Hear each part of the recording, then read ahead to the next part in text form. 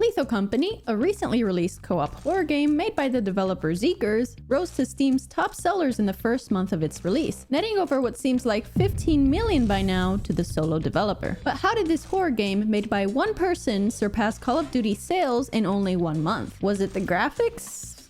No. Its game design? Debatable. But what really sets this game apart from the vast sea of games out there is its sound design. I'm going to show you 3 key components of what differentiates this game's sound design from the crowd.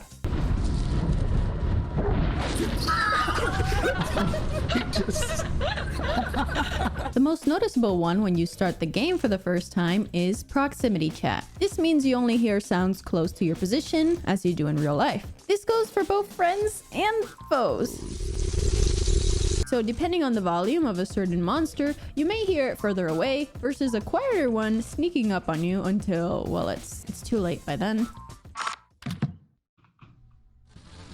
The monster's behind you.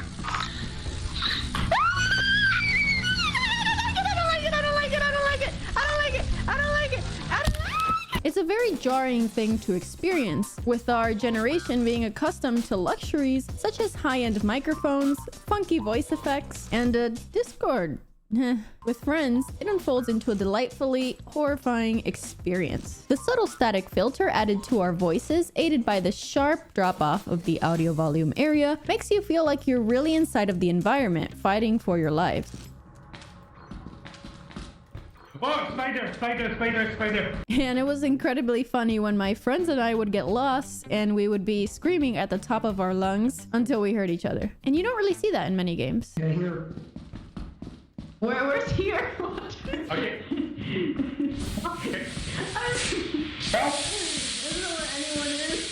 On the flip side, when their voices would cut off in a dark and crowded area, you knew your time was also coming to a sad end.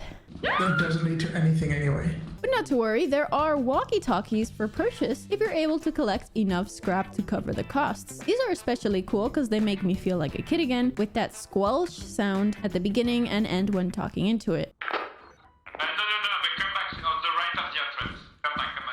And that extra oomph in the static filter effect. The only gripe I found with it was that my friends near me couldn't hear the walkie-talkie if someone else was speaking into it. The proximity was especially well made for enemies. You could hear them coming up from any direction and it would change the speaker the sound would play in. And it goes without saying that the sound design for the monster noises fits extremely well for each enemy and is very terrifying when you hear it near you. I'm out of battery.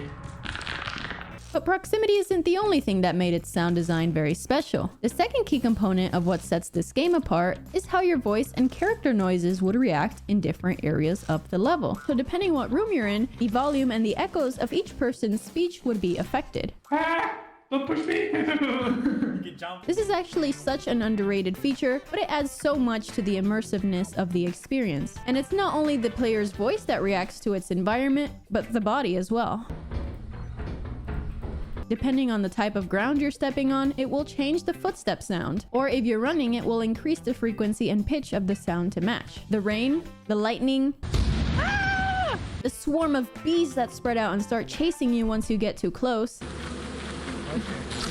That unnecessarily sudden thrust of the door opening.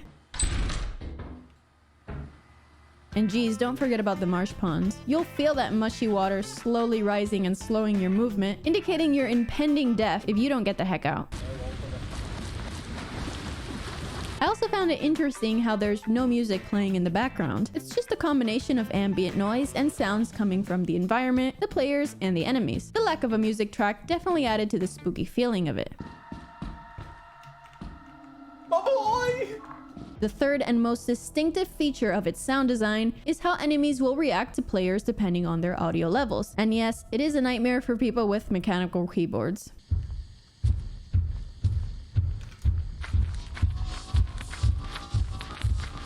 Oh my god, get out of here! It's actually quite hilarious because some of the enemies are designed to make full use of your audio output, both by footstep, sound, and microphone, and will launch in your direction if you're being too loud.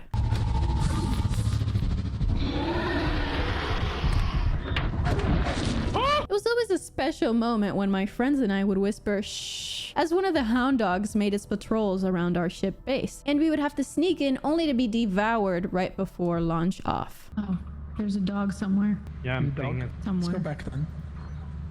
Left.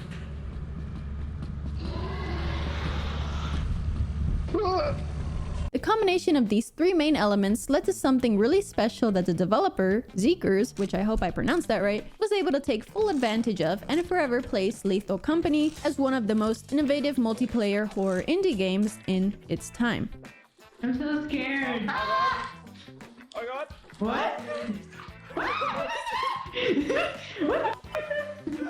But how can you implement a sound design similar to this yourself? Well, we know that the developer used the Unity game engine, and there are some assets that help with spatial voice chat, such as this one. So if you used an asset like this, which supports networked spatial audio, you're able to easily add any post-processing filters such as reverb or custom ones via the built-in audio mixer in Unity. Then if you want to change the filter depending on what room you're in, you can use colliders to check where your player is situated in the map, and then change the filter depending on the result. If you don't want to purchase an asset, Unity has a built-in 3D spatial effect. It's not networked though, which is activated with a simple switch on any audio source. Could be an enemy or a player. Then you'll see a fancy graph below which indicates the desired audio drop-off. In real life, there's an exponential rate of how loud the audio is depending on your distance to the source. So you can choose an exponential drop-off or play around with the values depending on the use case. If I'd have to guess, in Lethal Company, there is quite a sharp drop-off after an initial distance, but it does retain some audio at further distances, because I was able to hear my friends screaming from quite a ways away. You can also set the maximum distance that the audio will be heard, and there's a setting for the Doppler effect, which is also based on reality, that when you have a moving object, the object it's traveling towards will hear its sounds at a higher pitch because the sound waves will be more compressed, versus the object it's driving away from will hear the same audio at a lower pitch because the waves are more spread out. Or if you're hardcore and want to implement this spatial audio yourself, well,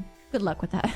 I've put some resources in the description if you're interested. For footstep sounds, in the Unity animation panel, you can trigger custom events to happen on a specific frame of an animation. So when the player's foot reaches its most downward position, or maybe even a little bit before that, you can shoot out an event which your code will then react to and play a footstep audio sound effect. If you want the footstep audio to change depending on the terrain, you can shoot a raycast, which essentially is just a fancy word for an arrow with an origin. The origin being the foot or somewhere on their player's body like the center, and shoot it downwards. When it collides with something, you can then check what it is and change the footstep sounds depending on the type of the terrain. You can also randomly change the pitch and volume of the sound effect in the code before it's played so it won't sound so monotonous. There are also a few assets in the Unity store that have several footstep sound packs if you don't want to go outside and touch grass to record them. Midnite Oil software has a great in-depth tutorial on this if you're interested. For checking if you're in the water, it's a similar concept where you can use a box collider or a raycast, for example, to check if you're in the water area, and taking into account the current player velocity, you can then increase or decrease the intensity of the water mush sounds. This game is truly a work of art and is very inspiring for indie developers like me